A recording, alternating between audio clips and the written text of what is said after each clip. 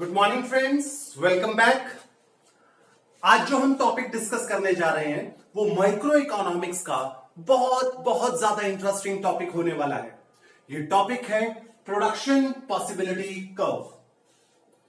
Production possibility curve ये concept producer के behaviour से रिलेटेड है। ये कॉन्सेप्ट कहता है कि अगर प्रोड्यूसर के पास रिसोर्सेस अवेलेबल हो, ये जो रिसोर्सेस हैं ये रॉ मटेरियल हो सकता है, ये मशीन्स हो सकती हैं, ये लेबर हो सकता है। जो भी प्रोड्यूसर के पास रिसोर्सेस अवेलेबल हैं, उन रिसोर्सेस को ध्यान में रखते हुए प्रोड्यूसर क्या क्या डिफरेंट कॉम्बिनेशंस प्रोड्यूस कर सकता है दो कमोडिटीज के। जी हां, ये कॉन्सेप्ट दो कमोडिटीज के केस में ही एक्सप्लेन किया जाता है। मान लीजिए अगर producer wheat and rice produce कर रहा है और उसके पास रिसोर्सेज लिमिटेड है, raw material, machines, labour limited है, सो उसके पास ऑप्शन है व्हीट की प्रोडक्शन बढ़ा दे, ऐसे में उसको राइस की प्रोडक्शन कम करनी पड़ेगी। अगर वो राइस की प्रोडक्शन बढ़ाना चाहता है तो उसे व्हीट की प्रोडक्शन कम करनी पड़ेगी, क्योंकि जिस कमोडिटी की प्रोडक्शन को बढ़ाएगा, रिसोर्सेज इस कमोडिटी से हटा के उस कमोडिटी के ऊपर रिसोर्सेज को लगाना पड़ेगा। रिसोर्सेज लिमिटेड होने की वजह से अगर एक कमोडिटी की प्रोडक्शन बढ़ती है तो दूसरी कमोडिटी की प्रोडक्शन कम हो जाती है। यही प्रोडक्शन पॉसिबिलिटी का कॉन्सेप्ट कहना चाहता है। प्रोडक्शन पॉसिबिलिटी कर्व की अगर हमारे पास यहां पे अगर आप डेफिनेशन देखें, सो यहां पे लिखा है साफ साफ, ये एक ऐसा कर्व है which shows different combinations of to commodities which producer can produce with the help of available resources। जो प्रोड्यूसर के पास रिसोर्सेज अवेलेबल हैं उसको ध्यान में रखते हुए प्रोड्यूसर क्या क्या डिफरेंट कॉम्बिनेशंस प्रोड्यूस कर सकता है, इसको हम डिटेल में डिस्कस करेंगे। लेकिन उससे पहले बता दूं कि जो प्रोडक्शन पॉसिबिलिटी कर्व है ये अपने कई सारे नामों से जाना जाता है, जैसे कि इसको हम production possibility boundary, production possibility line, production possibility frontier, transformation curve, transformation line और ट्रांसफॉर्मेशन बाउंड्री भी बोलते हैं। सो ये जो क्वेश्चन है आपको एमसीक्यू की फॉर्म में 1 नंबर के लिए पूछा जा सकता है कि इनमें से प्रोडक्शन पॉसिबिलिटी का सही नाम और ऑल्टरनेट नेम क्या है। मूव करते हैं हम अपने कॉन्सेप्ट के ऊपर जो हम बात कर रहे थे, production possibility curve. Production possibility curve की अभी मैंने आपको डेफिनेशन में बताया कि ये कर्व बताता है कि प्रोड्यूसर के जो रिसोर्सेज हैं उसको ध्यान में रखते हुए प्रोड्यूसर कौन कौन से डिफरेंट कॉम्बिनेशंस प्रोड्यूस करेगा। लेकिन ये डिस्कस करने से पहले हमारे पास कुछ एजम्पशंस रहेंगे। इकोनॉमिक्स में जो भी थ्योरी है, जो भी लॉ है, हर थ्योरी और हर लॉ कुछ ना कुछ एजम्पशंस, मान्यताओं के बेस पे ही डिस्कस किया जाता है। इसकी भी कुछ एजम्पशन है, जैसे कि सबसे पहले हम एज्यूम कर रहे हैं कि दो कमोडिटीज ही प्रोड्यूसर प्रोड्यूस कर रहा है। अगर हम 3, 4, 5 कमोडिटीज की बात करें तो प्रोडक्शन पॉसिबिलिटी कर्व एक्सप्लेन नहीं किया जा सकता। ये इसकी एजम्पशन होने के साथ साथ एक लिमिटेशन भी हो सकती है कि प्रोडक्शन पॉसिबिलिटी कर्व का कॉन्सेप्ट सिर्फ 2 कमोडिटीज के केस में एप्लीकेबल है, 3-4 कमोडिटीज के केस में we can not explain this concept. फिर हम मान के चल रहे हैं प्रोड्यूसर के पास जो रिसोर्सेज हैं वो लिमिटेड है, टेक्नोलॉजी जो प्रोड्यूसर यूज कर रहा है उसके अंदर कोई चेंज नहीं आएगा, ये हम एज्यूम कर रहे हैं। जी हां, आप इसको भी पीपीसी की लिमिटेशन बोल सकते हैं कि हम टेक्नोलॉजी को कांस्टेंट मान रहे हैं, जबकि रियल लाइफ में टेक्नोलॉजी चेंज हो सकती है। फिर हम मान रहे हैं कि resources are fully and efficiently utilised. मेरी बात को ध्यान से सुनिएगा, फुली एंड एफिशिएंटली यूटिलाइज्ड, यहां पे 2 कॉन्सेप्ट हैं, fuller utilisation and efficient utilisation. Fuller utilisation का मतलब है जो रिसोर्स की प्रोडक्शन कैपेसिटी है वो उसके हिसाब से काम करे। मान लो अगर मैं 10 घंटे काम कर सकता हूं तो मैं 10 घंटे ही काम कर रहा हूं, तो इसका मतलब फुलर यूटिलाइजेशन। अंडर यूटिलाइजेशन, मैं 8 घंटे काम कर रहा हूं, 7 घंटे काम कर रहा हूं, ये होगा अंडर यूटिलाइजेशन। ये एफिशिएंट यूटिलाइजेशन का मतलब एफिशिएंटली यूटिलाइज, जो काबिलियत है, जो स्किल है, उसके हिसाब से वर्कर को लगाया हुआ है। सो मैं 10 घंटे पढ़ा सकता हूं, मैं 10 घंटे मुझे काम मिला हुआ है और इकोनॉमिक्स का काम मिला है पढ़ाने का, तो मैं फुलर यूटिलाइज हूं क्योंकि 10 घंटे का काम मिला कैपेसिटी के हिसाब से, और एफिशिएंटली यूटिलाइज हूं, मेरे को मेरी स्किल के हिसाब से काम मिला हुआ है। सो फुलर मतलब कैपेसिटी के हिसाब से काम कर रहे हैं, एफिशिएंट यूटिलाइजेशन स्किल के हिसाब से काम कर रहे हैं। Then resources are not equally efficient in the production of both the commodities. इस एजम्पशन का मतलब है no doubt resources 2 commodity produce कर सकते हैं, लेबर 2 कमोडिटीज प्रोड्यूस कर सकता है, एक्स एंड वाई, बट उसकी काबिलियत एक प्रोडक्ट के अंदर ज्यादा होगी, दूसरे प्रोडक्ट के अंदर कम होगी। Then resources move from X to Y in accordance with productivity. इस बात को जरा ध्यान से सुनिएगा। एजम्पशन में बोला resources move from X to Y in accordance with productivity. Resources X से वाई में जब मूव होते हैं, प्रोडक्टिविटी के हिसाब से मूव होते हैं। मतलब मान लीजिए 2 डिपार्टमेंट है, A department, B department. A department में से बी डिपार्टमेंट में वर्कर्स को ट्रांसफर करना है। ट्रांसफर करते हुए हम अपने अवेलेबल रिसोर्सेज को देखेंगे। क्या देखेंगे अवेलेबल रिसोर्सेज में? कि सबसे पहले उस बंदे को ट्रांसफर किया जाएगा जिसकी प्रोडक्टिविटी सबसे कम है, और जिसकी प्रोडक्टिविटी सबसे ज्यादा होती है उसको लास्ट में ट्रांसफर किया जाता है। सो यही इस एजम्पशन का मतलब है। ट्रांसफर करते हुए हमने प्रोडक्टिविटी देखनी है रिसोर्स की।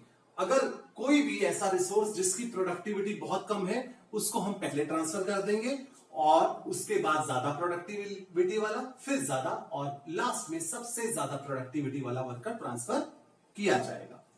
सो ये 6 एजम्पशंस की बेस पे हम अपना कॉन्सेप्ट एक्सप्लेन करते हैं टेबल और डायग्राम की मदद से। हमने एक टेबल बनाया जिसमें डिफरेंट कॉम्बिनेशंस शो करें, A B C D E. ये डिफरेंट कॉम्बिनेशंस हैं जो प्रोड्यूसर अपने अवेलेबल रिसोर्सेज से प्रोड्यूस कर सकता है। ये टेबल कुछ ऑब्जर्वेशंस अपने आप में समेटे हुए हैं, वो हम ऑब्जर्वेशंस को क्रैक करने की कोशिश करेंगे। कॉम्बिनेशन ए शो कर रहा है कि प्रोड्यूसर ने अपने सारे रिसोर्सेज व्हीट पे लगाए हैं, इसलिए वो राइस कुछ भी नहीं प्रोड्यूस करेगा क्योंकि सारे रिसोर्सेज तो व्हीट में लग गए। कॉम्बिनेशन ई शो कर रहा है कि प्रोड्यूसर ने सारे रिसोर्सेज राइस की प्रोडक्शन में लगाए हुए हैं, इसलिए व्हीट कुछ भी नहीं प्रोड्यूस हो रहा। और आप ऑब्जर्वेशन देखें, ये टेबल शो कर रहा है जैसे जैसे राइस की प्रोडक्शन को बढ़ाया जा रहा है, व्हीट की प्रोडक्शन को कम करना पड़ रहा है। क्यों? क्योंकि रिसोर्सेज लिमिटेड है, एक की प्रोडक्शन को बढ़ाने के लिए दूसरे की प्रोडक्शन कम करनी पड़ेगी। फिर ऑब्जर्वेशन देखिए, ये कॉलम है एमआरटी। एमआरटी की full form marginal rate of transformation, इसे एमओसी मार्जिनल अपॉर्चुनिटी कॉस्ट भी बोलते हैं। सिंपल लैंग्वेज में सैक्रिफाइस, पर यूनिट सैक्रिफाइस। देखिए, जब प्रोड्यूसर एक कॉम्बिनेशन प्रोड्यूस कर रहा था 100 यूनिट्स व्हीट की और 0 यूनिट राइस की प्रोड्यूस कर रहा था, और उसे जरूरत महसूस हुई राइस की प्रोडक्शन को बढ़ाने की, प्रोड्यूसर ने एक वर्कर को उठा के यहां पे डाल दिया। ऐसे में 10 यूनिट का लॉस हुआ। फिर उसने एक और वर्कर उठाया, तो अब की बार लॉस हुआ 20 यूनिट्स का। फिर एक और वर्कर उठाया, अब की बार लॉस हुआ 30 यूनिट्स का। फिर एक और वर्कर उठाया, लॉस हुआ 40 यूनिट का। कारण 6th एजम्पशन की वजह से कि रिसोर्सेज जब व्हीट से राइस में मूव हो रहे हैं, ये सैक्रिफाइस बढ़ता जा रहा है। सबसे पहले मूव किया लीस्ट प्रोडक्टिव बंदे को, जिसकी वजह से लॉस सिर्फ 10 यूनिट का हुआ। फिर उसके बाद ज्यादा एफिशिएंट को मूव किया, इसलिए 20 का लॉस हो गया। फिर और ज्यादा एफिशिएंट को मूव किया, इसलिए 30 का सैक्रिफाइस हुआ। लास्ट में सबसे ज्यादा प्रोडक्टिव बंदे को मूव किया, इसीलिए लास्ट में सैक्रिफाइस 40 का हुआ। जब ये बंदे यहां पे मूव होके जा रहे थे तो वो गेन जो दे रहे थे हमेशा 10-10 का ही गेन दे रहे थे, क्योंकि ये उनके लिए नया प्रोडक्ट था। यहां पे उनकी इतनी एफिशिएंसी नहीं थी जितनी एफिशिएंसी उनकी यहां पे थी। सो मार्जिनल रेट ऑफ सब्स्टिट्यूशन अगर आप निकालते हैं, मार्जिनल रेट ऑफ सब्स्टिट्यूशन को हमने एक फॉर्मूला से निकाला, लॉस ओवर गेन। अब आप लॉस ओवर गेन देखें, लॉस 10 गेन 10, 10 over 10 1:1 का रेशियो, लॉस 20 गेन 10, 20 over 10 2:1 का ratio, loss 30 over gain 30 over 10 3:1, फिर loss 10 gain loss 40 gain 10, 40 over 10 ये 4:1 का रेशियो हमारे पास आ जाएगा। इसी टेबल को ध्यान में रखते हुए हमने डायग्रामेटिक एक्सप्रेशन करी है। डायग्रामेटिक अगर एक्सप्रेशन आप देखते हैं तो हमने y एक्सिस पे वेट लिया और x एक्सिस पे राइस लिया।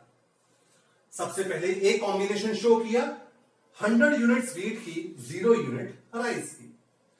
Combination B 90 units wheat and 10 units rice. C combination 70 units wheat 20 units rice. D combination 40 units wheat and 30 units rice. फिर उसके बाद ई कॉम्बिनेशन 40 यूनिट्स राइस की, वीट कुछ भी नहीं प्रोड्यूस किया। इन सभी पॉइंट्स को ज्वाइन करके हमने ये जो रेड कलर की लाइन आई है, ये बना है हमारा प्रोडक्शन पॉसिबिलिटी कर्व, जो न सिर्फ डाउनवर्ड स्लोप करता है बल्कि कनकेव है स्लोप में, हमने कनकेव टू दी ओरिजिन का इसका स्लोप आता है। सो प्रोडक्शन पॉसिबिलिटी कर्व की ये अगर हम शेप देखें, इसमें हमें इसकी 3 प्रॉपर्टीज सामने आती हैं। एक डाउनवर्ड स्लोप करता है, कनकेव है, दोनों एक्सिस को टच करता है, वाई एक्सिस को भी एक्स एक्सिस को भी। इन तीनों प्रॉपर्टी को अब हम डिटेल में डिस्कस करेंगे। तीनों प्रॉपर्टी को 3-3 नंबर के पॉइंट ऑफ व्यू से हम डिस्कस करते हैं। हम मूव करते हैं प्रॉपर्टी की तरफ। सबसे पहली प्रॉपर्टी है production possibility curve slopes downward, या यूं कहें production possibility curve has negative slope, नीचे की तरफ आता है। नीचे की तरफ आने का कारण ये है, ये आप देखें, मान लीजिए initially producer a combination produce कर रहा है जहां पे this much of y commodity and this much of x commodity producer is producing. Now producer wants to increase the production of x commodity. इसकी प्रोडक्शन को बढ़ाने के लिए उसे दूसरी वाली कमोडिटी की प्रोडक्शन को कम करना पड़ेगा, कारण रिसोर्सेस लिमिटेड है। कहने का मतलब production possibility curve slopes downward from left to right, indicating that in case producer has to increase the production of X commodity, he has to decrease the production of Y commodity. This is because his resources are limited, right? So this was first property of production possibility curve.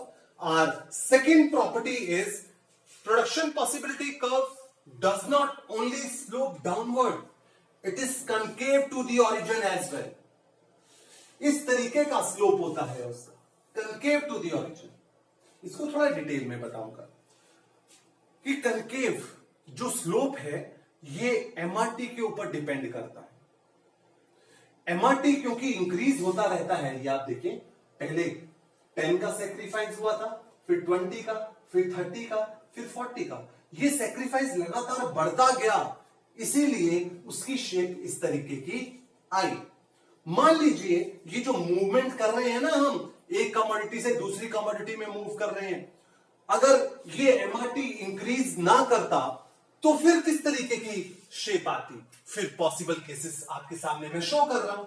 एक case हो सकता है कि सबसे पहले सबसे ज्यादा efficient बंदे को ट्रांसफर कर दिया 40, फिर उसके बाद कम एफिशिएंट बंदे को ट्रांसफर किया 30, फिर और कम बंदे को ट्रांसफर एफिशिएंट बंदे को ट्रांसफर किया 20 का लॉस हुआ, लास्ट में लीस्ट प्रोडक्टिव बंदे को लास्ट तक रिटेन करके रखा। तो यानी कि ये जो 6th assumption थी उसके अगेंस्ट चल रहे हैं, हम सबसे पहले मोस्ट प्रोडक्टिव बंदे को ट्रांसफर कर दे रहे हैं। इस केस में एमआरटी डिक्रीज कर रहा है, जबकि assumption ये थी कि सबसे पहले हम लीस्ट प्रोडक्टिव बंदे को भेजेंगे, एमआरटी इंक्रीज करता होना चाहिए। अगर एमआरटी इस तरीके से डिक्रीज करता हुआ मिलेगा ना, तो हमारे पीपीसी की shape convex to the origin आएगी, क्योंकि ये ट्रांसफर करने का लॉजिक एजम्पशन के अगेंस्ट है, तो ये स्लोप पॉसिबल नहीं।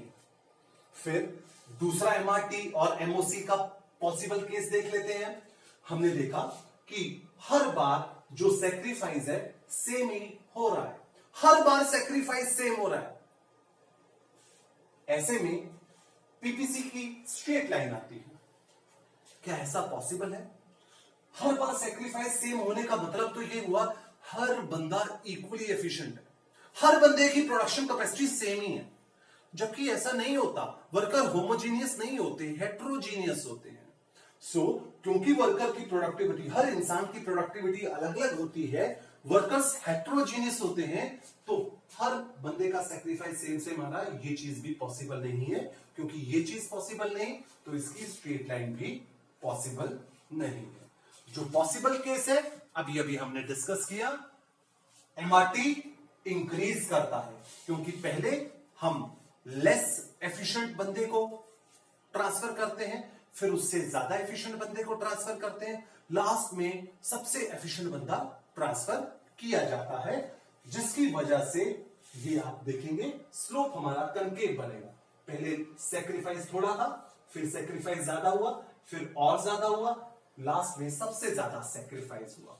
ये सेक्रीफाइस के इंक्रीज करने की वजह से पीपीसी हमारा कनकेव टू दी ओरिजिन रहता है।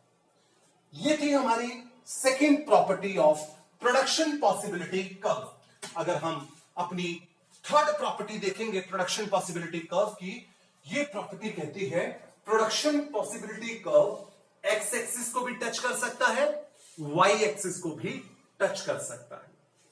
कैसे?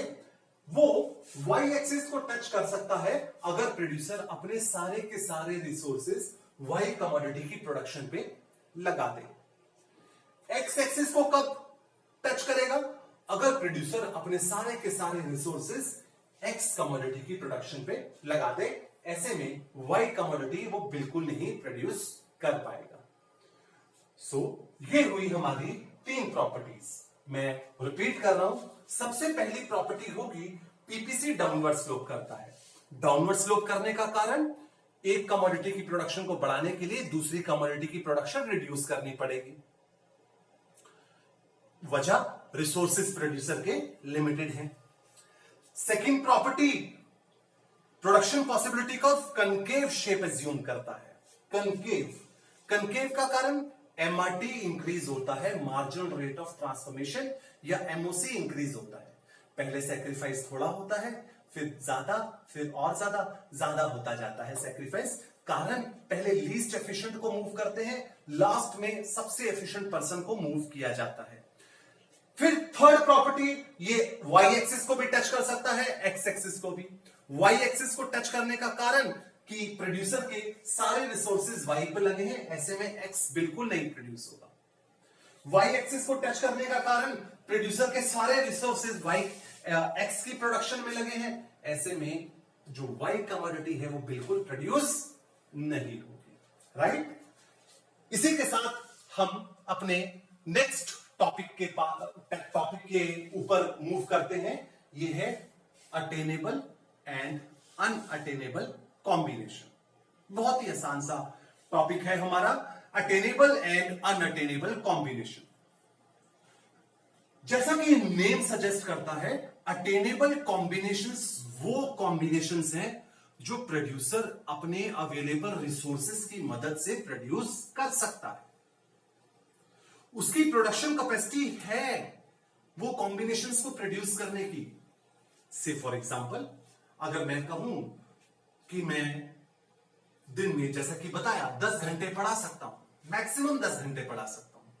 सो 2 क्लासेस को लेना अटेनेबल है। अगर 1 घंटे की क्लास है, 2 क्लासेस को लेना अटेनेबल, 3 अटेनेबल, 4, 5, 6 सारा अटेनेबल, 10 अटेनेबल, 12 क्लासेस अगर 1 घंटे की क्लास है, 12 क्लासेस मेरे लिए अटेनेबल नहीं है, मेरी कैपेसिटी के बाहर है, वो अनअटेनेबल कॉम्बिनेशन कहलाएगा।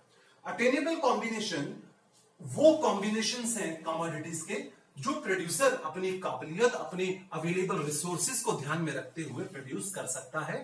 ऐसे केस में प्रोड्यूसर पीपीसी के ऊपर कहीं पे भी ऊपर होगा या नीचे, इनसाइड, जबकि अनअटेनेबल कॉम्बिनेशन वो प्रोड्यूस नहीं कर सकता, ये उसके पॉसिबल एरिया से बाहर जाएंगे। मैंने आपको एग्जांपल दिया, मैक्सिमम मेरी प्रोडक्शन कैपेसिटी क्लासेस लेने की 10 घंटे की है। सो अगर मैं 7 घंटे पढ़ा रहा हूं तो ये अटेनेबल है और मैं बाउंड्री के इनसाइड रहूंगा। अगर 10 घंटे की कैपेसिटी और 10 घंटे ही पढ़ा रहा हूं तो मैं बाउंड्री के ऊपर रहूंगा, पूरी कैपेसिटी का यूटिलाइजेशन। और मैं बात करूं, क्या मैं 15 घंटे पढ़ा सकता हूं? ये मेरी कैपेसिटी के बाहर का कॉम्बिनेशन है, बाहर की बात है, ये मेरी कैपेसिटी के बस की बात नहीं है। अटेनेबल कॉम्बिनेशंस प्रोड्यूस कर सकते हैं, ये पीपीसी के ऊपर या इनसाइड होते हैं। अनअटेनेबल कॉम्बिनेशन प्रोड्यूसर प्रोड्यूस नहीं कर सकता, ये उसकी प्रोडक्शन कैपेसिटी के अंदर नहीं आता, ये प्रोडक्शन बाउंड्री के पॉसिबिलिटी कर्व के बाहर की बात रहेगी। सो अगर मैं यहां पे कहूं आपको कि जो कॉम्बिनेशन आज अनअटेनेबल है तो क्या अटेनेबल हो सकता है फ्यूचर में? यस, हो सकता है अगर हम अपने रिसोर्सेज को इंक्रीज कर दें। फॉर एग्जाम्पल आप देखिए, एक छोटे से बच्चे के लिए बहुत ज्यादा वेट उठाना, से फॉर एग्जाम्पल 5-6 साल का बच्चा है, उसके लिए 15-20 किलो उठाना अनअटेनेबल है, आज अनअटेनेबल है। बट कल को कुछ साल के बाद जब उसके मसल्स बिल्ड कर जाएंगे, स्ट्रेंथ आ जाएगी, तो वो उसका जो आज अनअटेनेबल था कल को जाके 20 किलो वो उठा पाएगा, वो उसका अटेनेबल बन जाएगा। सो आज जो अटेनेबल है कल को अनअटेनेबल हो सकता है, आज जो अनअटेनेबल है कल को अटेनेबल भी हो सकता है। डिपेंड करता है हमारे जो अवेलेबल रिसोर्सेज हैं उसमें किस तरीके से चेंज आता है। अटेनेबल एंड अनअटेनेबल कॉम्बिनेशंस के बाद हमारा नेक्स्ट टॉपिक है fuller and under utilisation. Fuller utilisation अपनी प्रोडक्शन कैपेसिटी को पूरा यूज करना, अंडर यूटिलाइजेशन अपनी प्रोडक्शन कैपेसिटी को पूरा यूज ना करना। मैंने आपको बताया अगर मैं 10 घंटे पढ़ा रहा हूं तो यानी कि मैं अपनी प्रोडक्शन कैपेसिटी को यूज कर रहा हूं पूरा, क्योंकि मेरी कैपेसिटी ही 10 घंटे की है। तो इसका मतलब मैं पीपीसी के ऊपर रहूंगा। पीपीसी के ऊपर ऑपरेट करना मतलब प्रोडक्शन कैपेसिटी को पूरा यूटिलाइज करना। और अगर मैं कहीं 5 घंटे पढ़ा रहा हूं तो यानी कि मैं अपनी प्रोडक्शन कैपेसिटी को पूरा यूज नहीं कर रहा। ऐसे में मैं प्रोडक्शन बाउंड्री के अंदर हूं। अगर मैं 10 घंटे पढ़ा रहा हूं, कैपेसिटी यूज हो रही है, मैं प्रोडक्शन बाउंड्री के ऊपर ऑपरेट करूंगा। अगर मैं 10 घंटे से कम पढ़ा रहा हूं तो मैं प्रोडक्शन बाउंड्री के इनसाइड ऑपरेट करूंगा। अब यहां पे मेरे पास कुछ एक आध आपके लिए सवाल है। अगर मैं आपको बोलूं कि एक क्वेश्चन दूं कि all countries operate on PPC, ये ट्रू है कि फॉल्स है? All countries operate on PPC, ये स्टेटमेंट फॉल्स है। दुनिया में कोई भी ऐसी कंट्री नहीं है जो पीपीसी के ऊपर ऑपरेट करे, चाहे वो एडवांस कंट्री हो, चाहे वो लेस डेवलप्ड कंट्री हो, सारी कंट्री पीपीसी के इनसाइड ही ऑपरेट करती है। क्योंकि पीपीसी के ऊपर ऑपरेट करने का मतलब होगा हर कंट्री अपने रिसोर्सेज को पूरा यूज कर रही है, वहां पे एक भी बंदा अनएम्प्लॉयड नहीं है, फुल एम्प्लॉयमेंट है, नेचुरल रिसोर्सेज पूरे यूज हो रहे हैं, मशीनें पूरी यूज हो रही है, फुल यूटिलाइजेशन।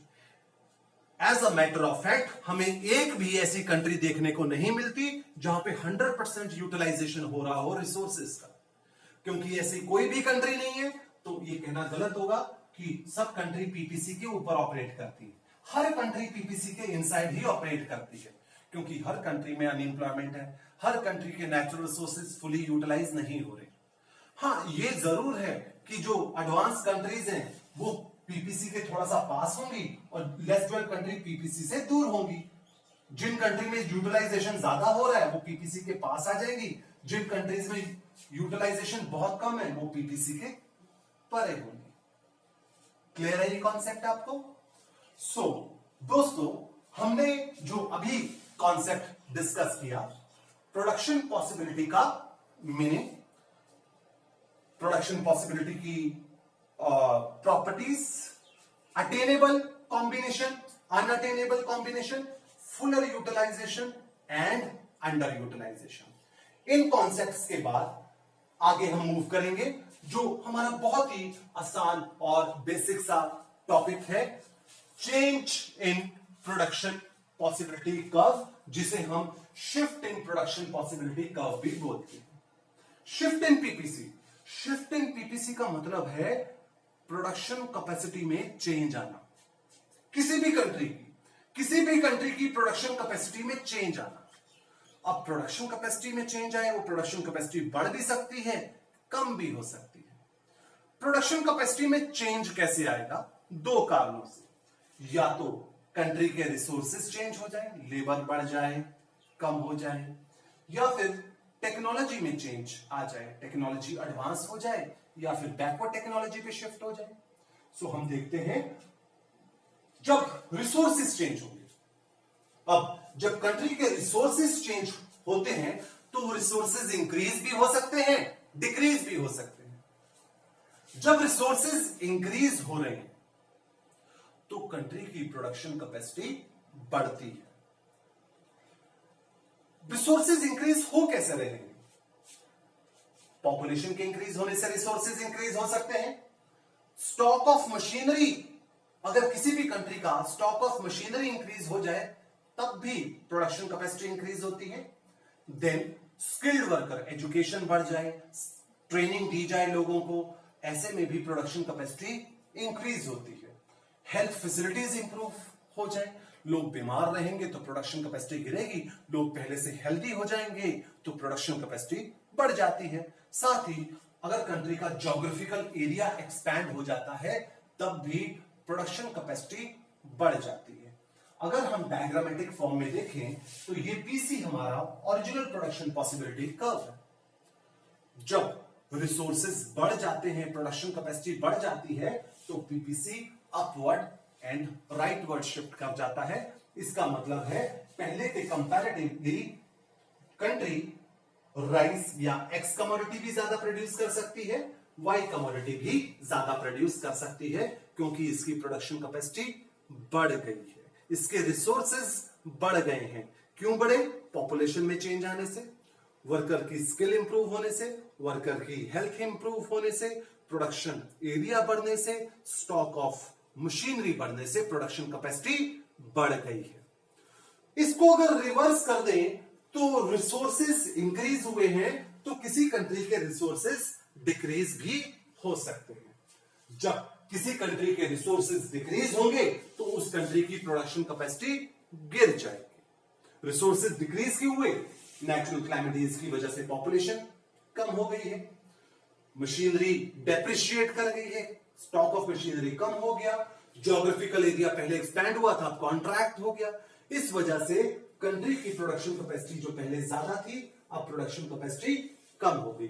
ऐसे में पीपीसी डाउनवर्ड शिफ्ट कर जाता है, जिसे लेफ्टवर्ड शिफ्ट भी बोलते हैं। सो प्रोडक्शन पॉसिबिलिटी कर्व में चेंज आना दो कारणों से, रिसोर्सेज की वजह से, टेक्नोलॉजी की वजह से। रिसोर्सेज की वजह से मैंने आपको बताया कि रिसोर्सेज इंक्रीज भी हो सकते हैं, डिक्रीज भी हो सकते हैं। इंक्रीज हुए तो पीपीसी का ऊपर को शिफ्ट होता है, डिक्रीज हुए तो पीपीसी नीचे की तरफ शिफ्ट होता है। हमारा नेक्स्ट कॉन्सेप्ट है कि प्रोडक्शन पॉसिबिलिटी कर्व में चेंज आया टेक्नोलॉजी की वजह से। अब यहां पे तीन पॉसिबिलिटीज है। टेक्नोलॉजी की वजह से भी हमारी प्रोडक्शन कैपेसिटी बढ़ सकती है या कम हो सकती है। अगर बेटर टेक्नोलॉजी अपनाएंगे, एडवांस अपनाएंगे, तो प्रोडक्शन कैपेसिटी बढ़ जाएगी। अगर बैकवर्ड टेक्नोलॉजी होगी तो प्रोडक्शन कैपेसिटी कम हो जाएगी। देखिए, तीन केसेस, एक्स की टेक्नोलॉजी चेंज होगी, वाई की चेंज होगी और एक्स वाई दोनों की टेक्नोलॉजी चेंज हो गई। तो सबसे पहले हम एज्यूम कर रहे हैं सिर्फ और सिर्फ एक्स की टेक्नोलॉजी में चेंज आया, वाई की टेक्नोलॉजी पहले जैसी ही है। हमारे पास ये जो ब्लू कलर की लाइन है, ये ओरिजिनल प्रोडक्शन पॉसिबिलिटी कर्व है। अगर प्रोड्यूसर एक्स की बेटर टेक्नोलॉजी यूज करेगा तो ऑब्वियसली एक्स ज्यादा प्रोड्यूस कर पाएगा। ऐसे में producer will move forward along x axis. However, if producer starts using backward technology of X commodity, he will move backward along X axis. ठीक इसी तरह अगर प्रोड्यूसर Y कमोडिटी की टेक्नोलॉजी में चेंज लेके आएगा तो किस तरीके से प्रोडक्शन पॉसिबिलिटी कर्व, किस तरीके से प्रोडक्शन पॉसिबिलिटी कर्व बिहेव करेगा, ये हम देखते हैं।